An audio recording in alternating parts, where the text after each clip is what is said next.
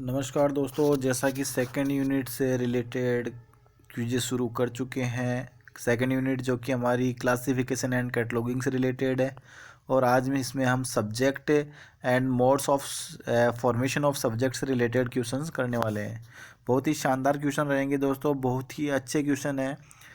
तो आपके यहाँ से ये क्वेश्चन जो है वो आप यहाँ से कवर कर सकते हो। साथ ही अपने दोस्तों को ये वीडियो क्लास आप शेयर कर सकते हो, ये क्विज़ आप शेयर कर सकते हो। अच्छी लगे तो लाइक और कमेंट जरूर करें। Modes of formation of subject पद का निर्माण किसकी देन है? तो modes of formation of subject पद का निर्माण जो है दोस्तों, वो डॉक्टर S.R. रंगनाथन द्वारा दिया गया था। बिल्कुल सही जवाब हो जाएगा। यहाँ से काफ़ी सारे लोग यहाँ से हमारे साथ जुड़े हुए हैं, यानी कि हम इस फील्ड में अकेले नहीं हैं दोस्तों।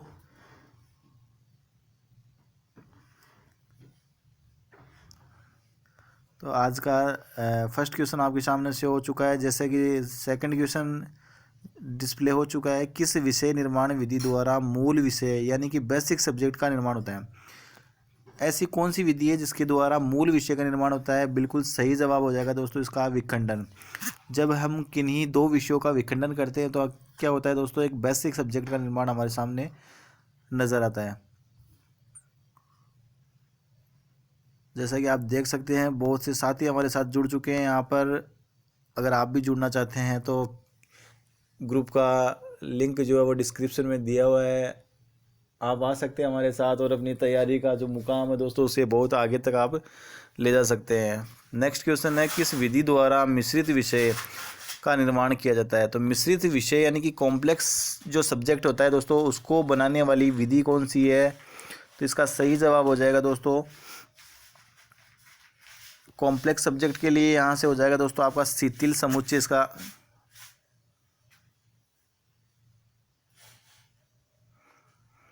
नेक्स्ट क्वेश्चन है, शुद्ध विषय किस विषय निर्माण की विधि द्वारा निर्मित होते हैं? तो शुद्ध विषय की यहाँ बात हो रही है, प्योर सब्जेक्ट की बात हो रही है दोस्तों। तो प्योर सब्जेक्ट जो है वो आसवन विधि द्वारा प्राप्त किया जाता है। बिल्कुल सही जवाब हो जाएगा आपका 2 नंबर की आंसर।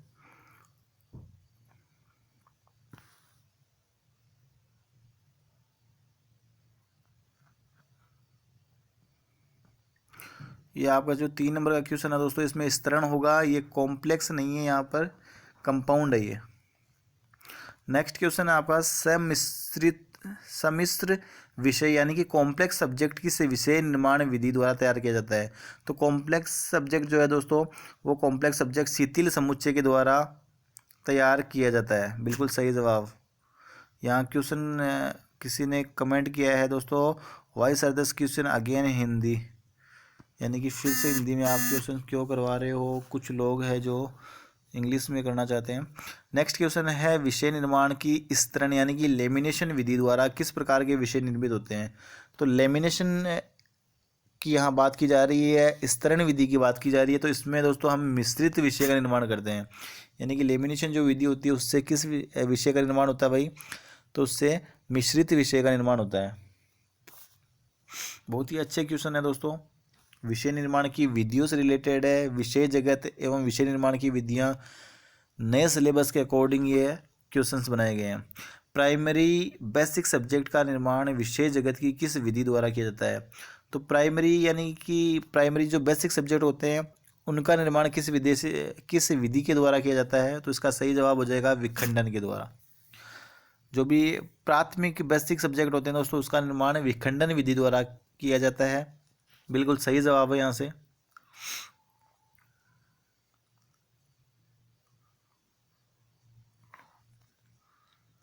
नेक्स्ट क्वेश्चन है दोस्तों, ओशिनियोग्राफी नामक विषय किस विधि द्वारा निर्मित होते हैं? ओशिनियोग्राफी, तो दोस्तों इसका जो निर्माण होता है वो होता है दोस्तों समूहन के द्वारा।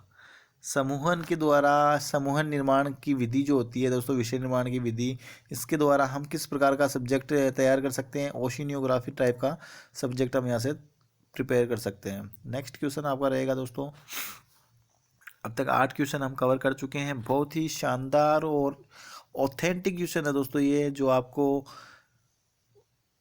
बहुत ही हेल्प करेंगे आपकी स्टडी में। मास कम्युनिकेशन विषय का निर्माण किस विधि से जुड़ा हुआ है? तो मास कम्युनिकेशन जो है दोस्तों, इसका भी निर्माण किससे होता है भाई? इसका भी निर्माण समूहन के द्वारा किया जाता है। बिल्कुल सही जवाब है यहाँ से। मास कम्युनिकेशन है, गांधीयाना है, इसके अलावा ओशिनियोग्राफी है। इनका निर्माण सबका निर्माण जो है वो समूहन के द्वारा किया जाता है। बिल्कुल सही जवाब है यहाँ से। गांधीयाना विषय, जैसा कि अभी मैंने बताया था और ये क्वेश्चन आपके सामने डिस्प्ले हो गया है। गांधीयाना विषय का निर्माण किस विधि द्वारा? तो गांधीयाना विषय निर्माण की विधि जो होती है वो भी समूहन ही होती है। गांधीयाना है, मास कम्युनिकेशन है और ओशिनियोग्राफी है। कंफर्म कर लीजिए तीनों को यहाँ से। तीनों का निर्माण समूहन विधि के द्वारा ही किया जाता है।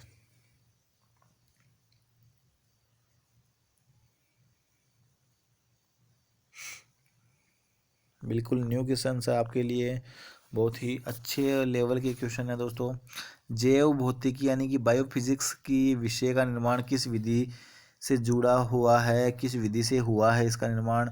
तो जैव भौतिकी का निर्माण जो है वो विलियन से हुआ है दोस्तों। बिल्कुल सही जवाब यहाँ से। बहुत से साथी हमारे यहाँ बिल्कुल सही जवाब दे रहे हैं दोस्तों। शानदार क्यूज ये होने वाली है यहाँ से।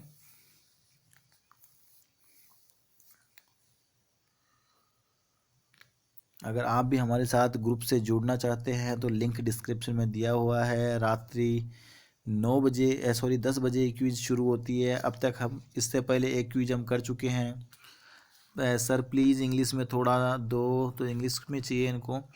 तो शोध पद्धति यानी कि रिसर्च मेथोडोलॉजी जो रहती है दोस्तों, शोध पद्धति विषय निम्न में से किस विधि का प्रतिफल है? तो शोध पद्धति के द्वारा किस प्रकार के विषय? तो असमान विधि द्वारा दोस्तों इस प्रकार के विषय के निर्माण किया जाता है। शोध पद्धति वाले जो सब्जेक्ट होते हैं उनका निर्माण आसवन से। जैव रसायन बायोकेमिस्ट्री विषय का निर्माण किस विधि का प्रतिफल है? तो जैव रसायन का जो है दोस्तों वो किसके द्वारा किया जाता है? वो किया जाता है विलियन के द्वारा।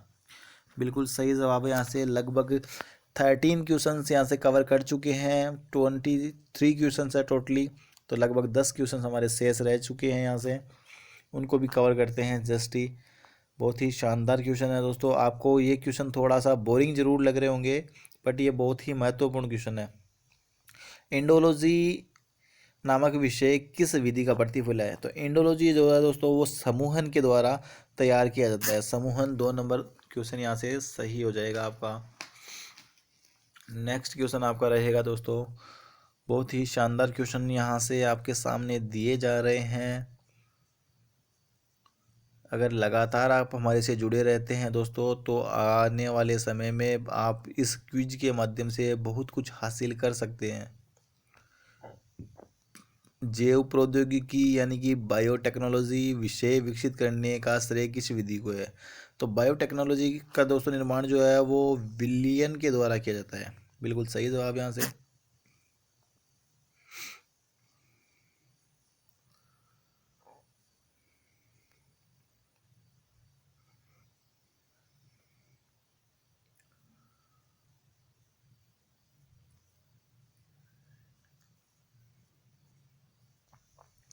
सांख्यिकी पद्धति यानी कि स्टैटिक्स मेथड जैसे विषयों का निर्माण किस विधि के द्वारा किया जाता है? तो स्टैटिक मेथड जो है दोस्तों ओसवन विधि के द्वारा प्राप्त किया जाता है। सांख्यिकी पद्धति जैसे विषय आसवन विधि के द्वारा प्राप्त किए जाते हैं। बहुत ही अच्छा और शानदार क्वेश्चन यहाँ से ये आपके सामने आया है दोस्तों। आप इन क्वेश्चंस को नोटबुक में नोट भी कर सकते हैं दोस्तों, आने वाले समय में आपके लिए महत्वपूर्ण सिद्ध होंगे। नेक्स्ट क्वेश्चन है, प्रबंधन विज्ञान विषय का निर्माण किस विधि से हुआ है? तो प्रबंधन विज्ञान मैनेजमेंट साइंस की यहाँ बात की जा रही है दोस्तों, तो इसका निर्माण भी किससे हुआ है भाई? आसवन विधि से हुआ है। प्रबंधन विज्ञान है, सांख्यिकी पद्धति है, इसके अलावा शोध पद्धति है, और मैं आगे यहाँ से बात करूँ दोस्तों तो ये सारी क्या है? ये आसवन विधि के द्वारा प्राप्त की जाने वाली पद्धतियाँ हैं।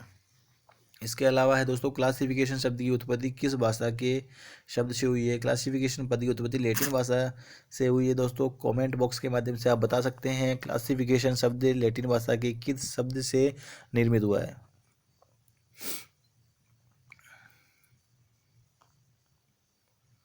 बहुत ही अच्छे क्वेश्चंस यहाँ से आपको दिए जा रहे हैं दोस्तों। ये सारे क्वेश्चंस आपके लिए फ्री ऑफ कॉस्ट है, हम सिर्फ आपकी हेल्प हो इसीलिए मेहनत कर रहे हैं। पुस्तकालय वर्गीकरण को तर्कसंगत सिद्धांत पर आधारित करने का प्रयत्न करने वाला प्रथम वर्गाचार्य कौन था? बहुत ही अच्छा क्वेश्चन है और ये क्वेश्चन दोस्तों नेट जैसे एग्जाम में पूछा गया है। इसका बिल्कुल सही जवाब होगा E.C. रिचर्डसन। देखो प्रथम वर्गाचार्य पूछा है यहाँ से, तो आप कमेंट बॉक्स के माध्यम से बता सकते हो वर्गाचार्य कहते किसे हैं। मुझे लगता है आपको यहाँ थोड़ा सा कन्फ्यूजन होगा, बट मैं आपका क्लियरिफिकेशन यहाँ से कर दूंगा। कमेंट बॉक्स के माध्यम से आप ज़रूर बताइए वर्गाचार्य किसे कहते हैं। आपके अकॉर्डिंग इसका जवाब जो है वो मेलविल डेवी होना चाहिए, जो कि मैंने यहाँ ऑप्शन में नहीं दिया है। अलेक्जेंड्रिया के कैलीमेकस द्वारा पुस्तकालय में पिनकाज का व्यवस्थापन किस आधार पर किया जाता था? तो पिनकाज का जो व्यवस्थापन है दोस्तों वो आकार के आधार पर किया जाता था। बिल्कुल सही जवाब है यहाँ से। लगभग 20 क्वेश्चंस यहाँ से कवर कर लिए गए हैं। 3 क्वेश्चंस आपके लिए शेष हो रहे हैं दोस्तों यहाँ से, जो भी आपके सामने अभी डिस्प्ले होने वाले हैं। आकार, रंग आदि के आधार पर वस्तुओं के वर्गीकरण को क्या कहते हैं? तो दोस्तों आकार के आधार पर यानी कि साइज या कलर के आधार पर जो वर्गीकरण होता है उसे हम कृत्रिम वर्गीकरण के नाम से जानते हैं। ठीक है।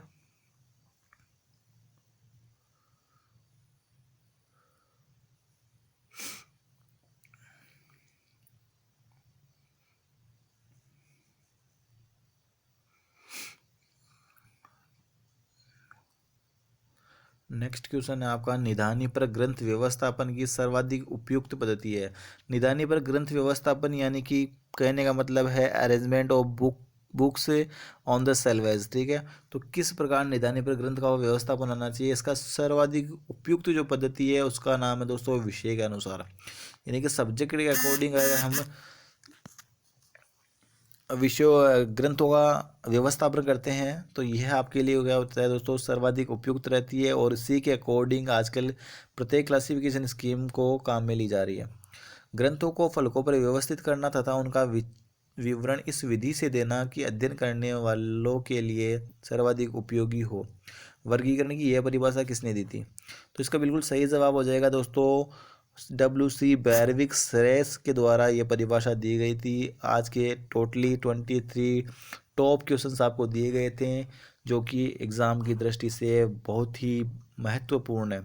चाहे आप वो एग्ज़ाम आपका KVS हो, NVS हो, DSSB हो, DU लाइब्रेरियन हो, बिहार लाइब्रेरियन हो, या फिर JKSSB यानी कि जम्मू एंड कश्मीर लाइब्रेरियन हो, UKSSB यानी कि उत्तराखंड वाला हो, या MP वाला हो, कोई भी एग्ज़ाम हो, यह क्वेश्चन से वेरी इंपॉर्टेंट है दोस्तों। इस सीरीज़ में आप हमारे साथ बने रहिए, एंड में आपको पता लगेगा एक ना एक दिन कि हाँ हमने यहाँ से कितना क्या सीखा है। मिलते हैं एक नेक्स्ट क्विज के माध्यम से। अभी तक हमारा फाइनल रिजल्ट यहाँ शो नहीं हुआ है।